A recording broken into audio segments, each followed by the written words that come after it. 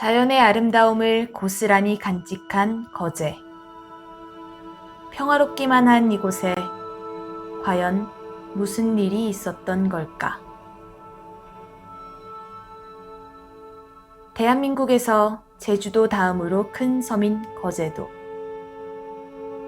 조선업 양대 산맥인 삼성조선수와 대우조선수로 유명한 이곳은 예로부터 아름다운 비경을 간직한 한려해상 국립공원과 섬이 많아 다도해로도 명성이 높은 곳입니다. 한려해상 국립공원은 또한 예로부터 지리적으로 일본과 가까워 침략을 자주 받아 대한민국의 아픈 역사에 상흔을 간직한 곳이기도 합니다. 이곳은 거제시 남부면 저구리에 위치한 근포 동굴, 근포 땅굴이라고도 불리는 곳입니다. 근포 동굴은 일제강점기 때 형성되었는데 1941년 일본군이 외지인 보급대를 동원해 발파 작업 등으로 포진지 용도로 굴착을 시도하던 중에 1945년 광복이 되면서 중단된 아픈 역사를 안고 있는 곳입니다. 근포 동굴은 3개의 땅굴이 인접해 있으며 역광사진 및 노을 사진을 찍기 좋은 곳입니다. 거제의 본섬 한가운데에 우뚝 솟아있는 계룡산. 그 능선을 따라 내려다보면 옛 거제 현지와 거제부가 있었던 거제면, 둔덕면 일대는 물론 현재 시청과 삼성중공업이 있는 고현만, 김영삼 전 대통령이 태어난 장목면, 대우조선해양이 자리한 옥포만을 멀찌감치서 바라볼 수 있습니다.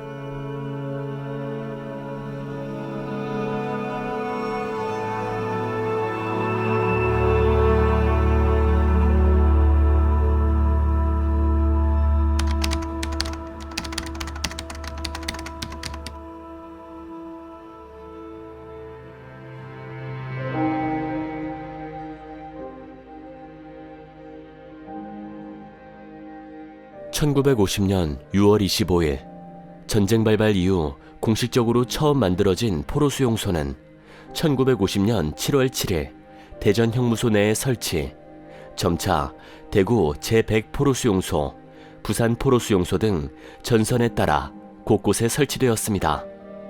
엄청나게 증가한 포로들을 전선에서 고립된 섬지역으로 옮겨놓는 방안으로 거제도 포로수용소가 확정되어 1951년부터 거제도 고현, 수월지구를 중심으로 포로수용소가 설치되었습니다. 거제도 포로수용소는 1951년 2월 포로수용소 업무를 개시하여 인민군 포로 15만, 중공군 포로 2만 등 최대 17만 3천 명의 포로를 수용하였는데 그 중에는 300여 명의 여자 포로도 있었습니다. 이 포로수용소는 1953년 7월 27일 휴전협정 조인으로 폐쇄되었습니다. 거제도 포로수용소는 1983년 12월 20일에 경상남도 문화재자료 제99호로 지정, 보호되고 있으며 지금은 일부 잔존 건물과 당시 포로들의 생활상, 막사, 사진, 의복 등 생생한 자료와 기록물들을 바탕으로 거제도 포로수용소 유적공원으로 다시 태어나 전쟁 역사의 산교육장 및 세계적인 관광명소로 조성되었습니다. 거제도 포로수용소에서 티켓팅을 한 후 맨 먼저 보실 수 있는 것은 분수광장입니다. 이 분수광장에는 6.25 참전 16개국의 국기와 유엔기가 개양되어 있습니다. 이곳에 있는 분수 조형물은 자유를 되찾은 포로들의 기쁨을 물줄기를 맞는 모습으로 승화시킨 작품이며 가운데 칼빈 소총은 전쟁 당시 국군의 주요 무기 중 하나입니다. 분수광장을 넘어 곧장 걸어가다 보면 흥남철수작전 기념비가 있습니다. 흥남철수작전은 1950년 6.25 전쟁 당시 동북부 전선에서 작전 중이던 아군 주력 부대가 흥남항을 통하여 대규모의 해상철수를 단행한 사건입니다. 당시 흥남부두는 미군과 한국군 10만 5천 명과 피난민 9만 명으로 혼잡한 상태였습니다. 미국 군함과 비행기가 중공군에 폭격을 하는 동안 군함과 상선 약 200척이 흥남 철수 작전에 동원되었습니다.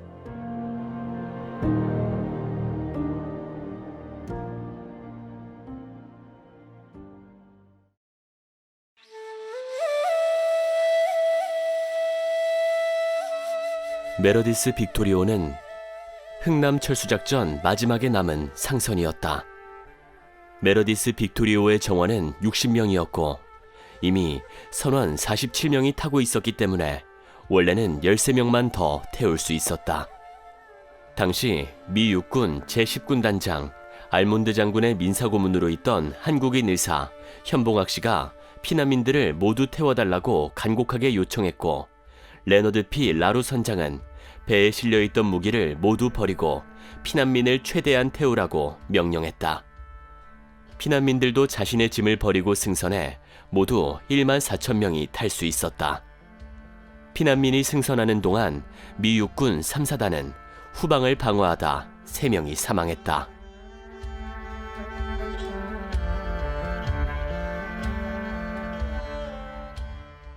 (12월 24일) 부산항에 도착했지만 이미 피난민으로 가득 찼다는 이유로 입항이 거절됐다. 라루 선장은 할 수 없이 50마일을 더 항해해서 크리스마스인 25일 거제도 장승포항에 피난민을 내려놓았다. 항해 도중 아기 5명이 태어났다. 2001년 라루 선장의 장례미사에 우연히 참석했던 재미동포 기업가 안재철 씨는 라루 선장의 삶에 크게 감화를 받고 이후 흥남 철수 관련 생명의 항해라는 책을 펴냈다. 안 씨는 철수작전 당시 1등 항해사였던 로버트 러니 씨와 함께 기네스 기록 등재를 신청했고 2004년 9월 메로디스 빅토리오는 기네스에 인류 역사상 가장 위대한 구조를 한 배로 기록됐다.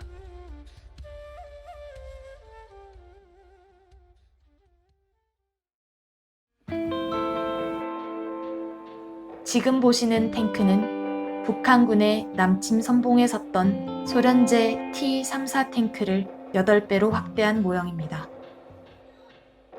탱크 모형 속에는 6.25 한국전쟁을 움직였던 역사의 인물들을 만나볼 수 있습니다.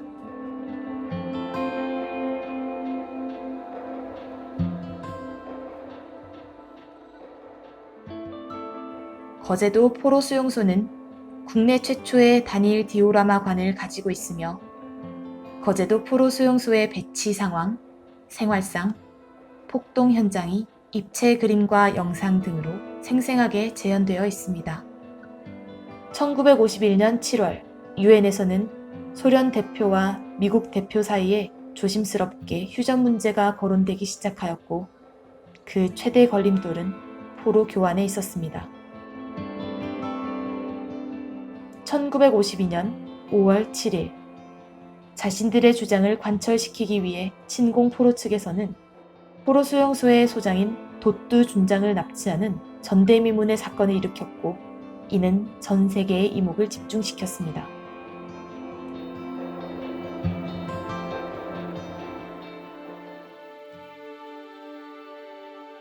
(1950년 6월 25일) 일요일 새벽 4시를 기해 북한군은 38도선 전역에 걸쳐 대대적인 기습 공격을 개시하면서 불법 남침을 감행하였다.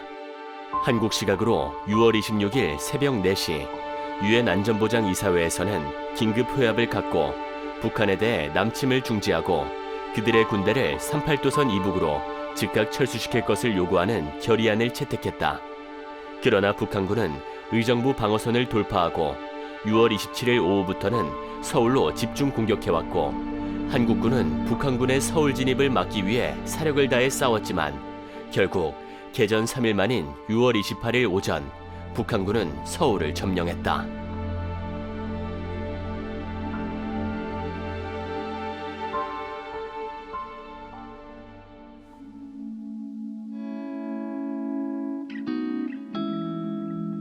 이곳은 6.25 역사관입니다. 전쟁 발발에서 휴전에 이르기까지 한국전쟁에 참전 16개국 현황, 피해 현황, 전쟁 속 삶의 모습 등이 재현된 전쟁 역사의 살아있는 교육장입니다. 이 조형물은 AP통신 종군 기자 막스 데소프가 촬영해 1951년 퓰리처상을 수상한 사진을 토대로 만든 것입니다. 데스퍼는 대동강 철교 사진을 가리키며 나는 이 사진으로 퓰리처상을 받아 영예를 누렸지만 사진 속의 많은 한국인은 아직도 큰 상처를 갖고 있을 것이라 발언한 바 있습니다.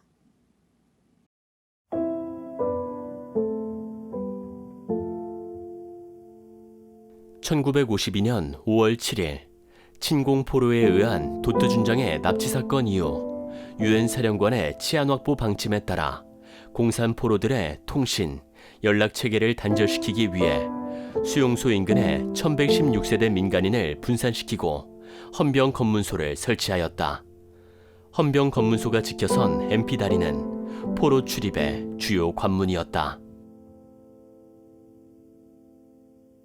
유엔군 관할하의 모든 포로 수용소들은 1949년 제네바 협약의 인도주의 원칙에 따라 엄격히 관리되고 있었으며 그 실태가 국제적십자사 대표들에 의해 수시로 점검되고 있었다.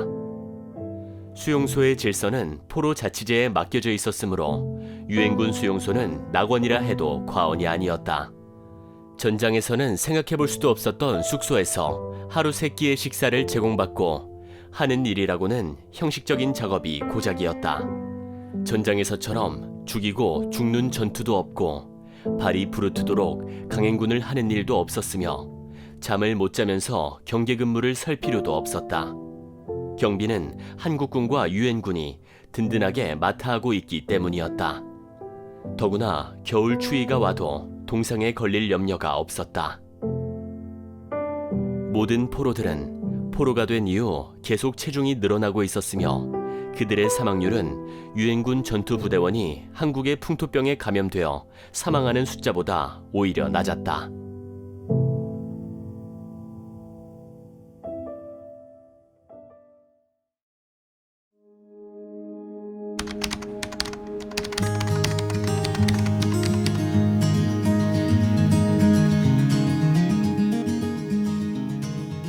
포로 수용소만의 또 다른 체험거리인 아바타4 체험시설은 롤러코스터와 짚라인의 장점을 살린 체험시설로 포로 석방을 스토리로 한 즐거운 체험 상품이니 꼭 한번 경험해 보시면 좋겠습니다.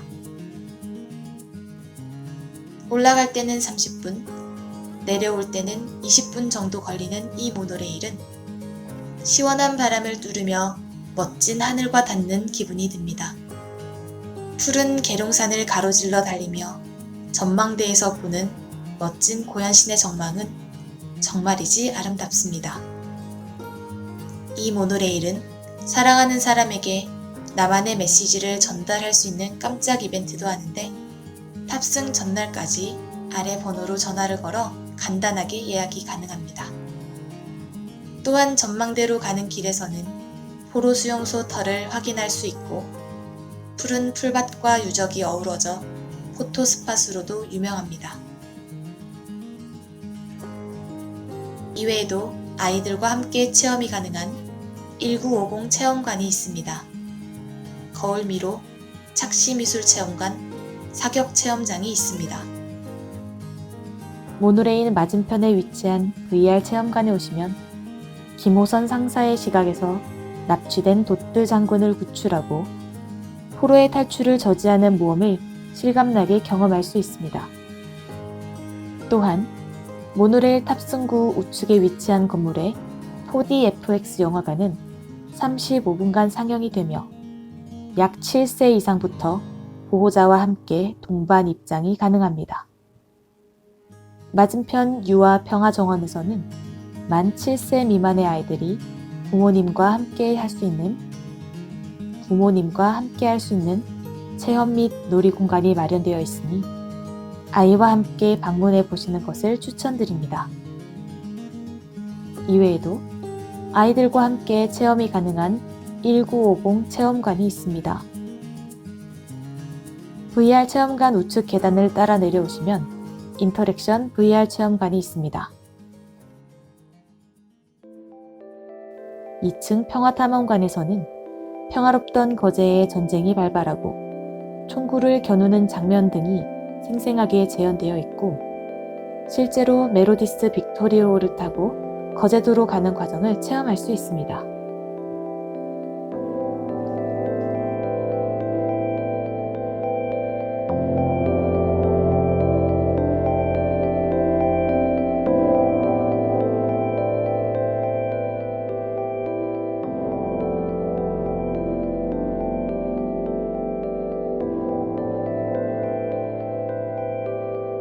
브루스윙스 유적공원이 주는 의미는 끝나지 않은 이 전쟁을 이름 모를 나라에 와서 꽃다운 청춘을 바친 유해군 장병들과 우리 국군 장병들, 학도병들의 희생에 대해서 얻은 이 자유에 대해서도 한번 생각해보는 계기가 되었으면 합니다.